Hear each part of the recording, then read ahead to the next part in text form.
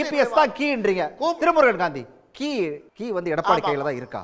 நான் கடந்த இதில் கருத்து சொல்லும்போது சொன்னேன், பிஜேபி இல்லாம அமமுகலாம் இல்லாம ஓபிஎஸ்லாம் இல்லாமலே 1 கோடி வாக்குகளை கடந்த ஆண்டுல வாங்க முடிஞ்சது அதிமுக. அதிமுக தான் வலுவான கட்சி, அதுதான் மையமா இருக்கும். பாரதிய ஜனதா கட்சின்னு ஒன்று இந்த கூட்டணியில இல்லை, தமிழ்நாட்டிலே ஒருவேளை இல்லை அப்படின்னா இது 3 உடஞ்சிருக்காது. நீங்க பார்த்தீங்கன்னா எல்லா தலைவருமே அதிமுக போனவங்க தான். நயினா நாகேந்திரன்லேருந்து எல்லாமே அதிமுக. அவங்க கூட ஒரு இணைப்பை கொண்டு வரது ஒரு பெரிய விஷயமே கிடையாது. ஆனால் இவங்க சேரக்கூடாது என்பதில் உறுதியா நிற்கிறது வந்து பாரதிய ஜனதா கட்சி. அதுதான் அந்த இந்த அதிமுக என்பது வலுவடைந்து விடக்கூடாது என்பதில் ரொம்ப தெளிவா இருக்கிறாங்க. ஆனா இவ்வளோ 3 கட்சியை உடைச்சதுக்கு பின்னாடியும் கூட 2 தேர்தலில் தொடர்ச்சியா தோல்வி, 3 தேர்தலில் தோல்வி தழுவினாங்க. 2019, 21, 24 தழுவினா கூட ஒரு கனிமான வாக்குகளை வைத்திருக்கக்கூடிய கட்சியாக அதான் நிற்கும். அப்ப நாளைக்கு பாரதிய ஜனதா கட்சி என்னைக்குமே தான் வளர்ச்சியை பற்றி தான் யோசிக்கும். அடுத்த தேர்தலில் பாரதிய ஜனதா கட்சி ஒரு எதிர்கட்சியாவது வரணும்னா நீங்க அதிமுக இருக்கக்கூடாது, அதை தான் அது விரும்புது.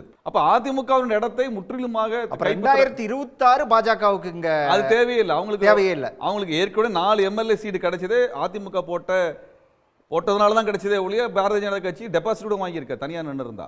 அதிமுகவின் தயவுனால தான் அவங்க பாரதிய ஜனதா கட்சி ஒரு கட்சியாவே 4 எம்எல்ஏ சீட்டை வாங்கியிருக்கிறாங்க. அப்ப இந்த 4 சீட்டை தனியாவது வாங்கணும் அப்படிங்கிற நிலைமை இருக்கனால அதிமுக முழுமையாக பலவீனப்படுத்தப்பட வேண்டும். அப்படி நடத்தினாதான் பாரதிய ஜனதா கட்சி வளர முடியும். இன்னைக்கு வந்து பாரதிய ஜனதா கட்சி மகாராஷ்டிராவில் என்ன பண்ணியிருக்கு, பீகாரில் என்ன பண்ணியிருக்குங்கிறத நம்ம பார்த்துட்டு தான் இருக்கிறோம். அப்ப இங்க அதிமுக தான் பாரதிய ஜனதா கட்சி வளர்ச்சிக்கு தடையாகவே இருக்கிறது. பாரதிய ஜனதா கட்சிக்கு திமுக என்பது கொள்கை எதிரியாக இருக்கிறது, வளர்ச்சிக்கு அதிமுக தடையாக இருக்கிறது. அதிமுகவை அழிக்க வேண்டும் என்பதுதான் பாரதிய ஜனதா கட்சியினுடைய திட்டமாகவே இருக்கிறது. 3 பேராக பிரிச்சதும் வந்து பாரதிய ஜனதா கட்சி தான், 3 பேர் சேர விடாம இருக்கிறதும் பாரதிய ஜனதா கட்சி தான். இது பாரதிய ஜனதா கட்சியினுடைய பாரதிய ஜனதா கட்சி தான் இந்த கூட்டணி தலைமைன்னு சொன்னதுக்கு பின்னாடி அமமுகவை கூட்டணிக்குள்ள வைத்திருக்க வேண்டிய பொறுப்பு யாருடையது?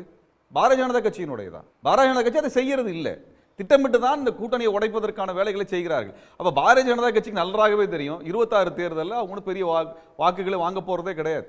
அப்ப தான் வளருவதற்கு இங்கே ஒரு பலவீனமான எதிர்கட்சி கூட்டமைப்பு இருந்தால் அல்லது பலவீனமான கட்சிகளாக இருந்தாலே போதும் தன்னை வளர்த்து கொண்டு வந்துடலாம் நினைக்கிறாங்க. அப்ப இது வந்து பாரதிய ஜனதா கட்சியை மையமாக வைத்து தான் யோசிக்கணும்.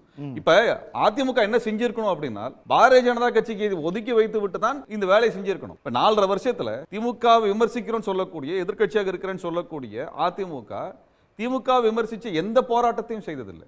நாங்கள் பல போராட்டத்தை செஞ்சிருக்கிறோம். நானே 8 வழக்கு வாங்கியிருக்கிறேன்.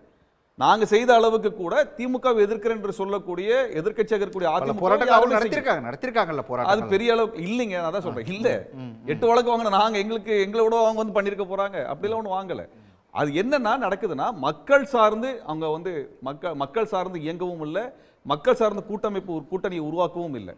இப்ப அதிமுகவை பாதுகாப்பது என்கின்ற இடத்திலிருந்து அதனுடைய தலைவர்கள் யோசிக்கல. நாங்க பல ஊர்களுக்கு போறோம், அதிமுக தொண்டர்களை பார்க்கிறோம்.